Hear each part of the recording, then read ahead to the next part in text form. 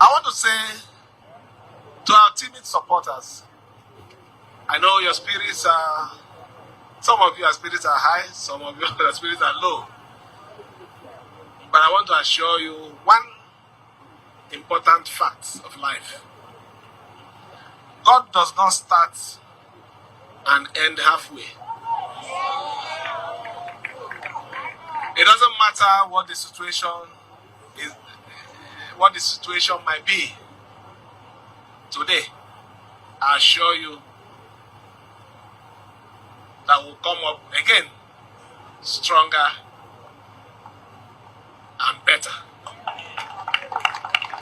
Continue to follow my footstep, and that footstep remains peace. We need it because if anything happens, we are the greatest losers, because our concern for this state is not because of our own profit, but the total well-being of River State. So I appeal to every one of you, be law-abiding. I will not encourage any act of disobedience, any act of violence. But that is not to say that we will support evil, but we will never support evil. Passing that our constitutional power and then saying that the Federal Executive Council will ratify the resolutions made by the administrator. Who is the administrator? It's unknown to law. So how does he make regulation? And we're talking about the people of a state, a sovereign arm of the federating unit, not an arm of the federal government. This proclamation is coming before should come before the National Assembly. So what do we expect? For me, I can only speak for myself. Of course, I will oppose it.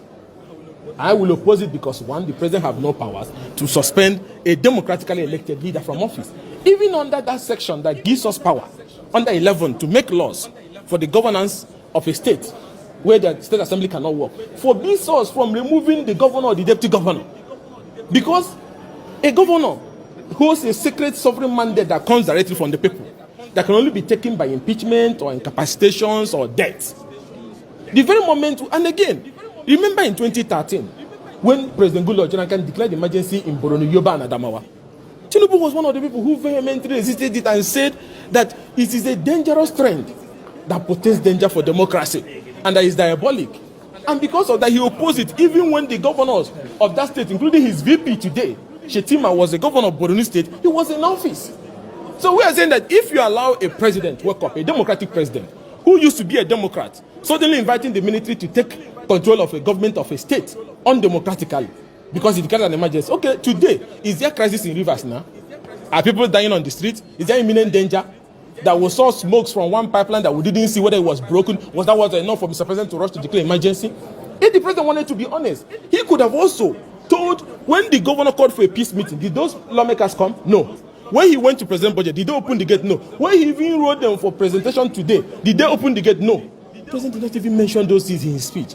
He was busy lambasting the governor, since the governor is an appointee of the federal government. So that makes us have this feeling, some of us in the opposition, that is biased. And that is why we are saying it's very simple.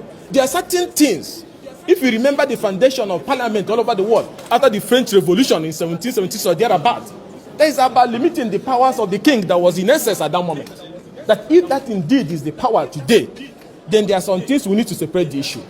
Section 305, powers of the president to declare emergency, not in that. But the president have no powers to suspend a democratically elected governor and deputy governor, and does not also have power to suspend a constitutional House of Assembly. I may not like that House of Assembly, but the president has no power to suspend them. And then the president does not have power to appoint a sole administrator. Neither does he have power to say that a democratically elected leader should be out of office for 6 months. Why 6 months? Is there war in that place? Is there bombing now going on now? There was nothing that warranted it. Of course, he should head to court. I'm not going to speak for him. But some of us believe that it should not only be tested in court, and it should also be resisted.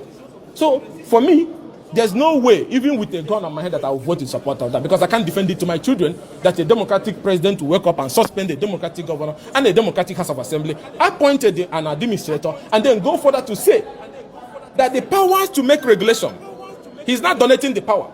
Where did he get the power to donate? That the administrator will make regulation, and that the administrator will send the regulation to him, because he is the one that runs the Federal Executive Council. Then he will make the veto or ratify the regulation. So where does this leave us as lawmakers? Under Section 11, if the State Assembly cannot function as a result of crisis in that State Assembly, the power to make laws for that State Assembly reverts to National Assembly. So there's no way I can vote. Hold on. There's no way I can vote that my power as a lawmaker to make regulation when the State Assembly of a state is not functioning should be donated to the Federal Executive Council. So the president suspends a sitting governor in office, appoints an administrator, and then makes regulation for that state, and then oversights the administrator, and then National Assembly goes to sleep. I don't think I will vote for that. And that's why I'm speaking for myself, that I'm not going to vote for that. And I believe that any lover of democracy and constitutional governance would definitely not vote in support of that.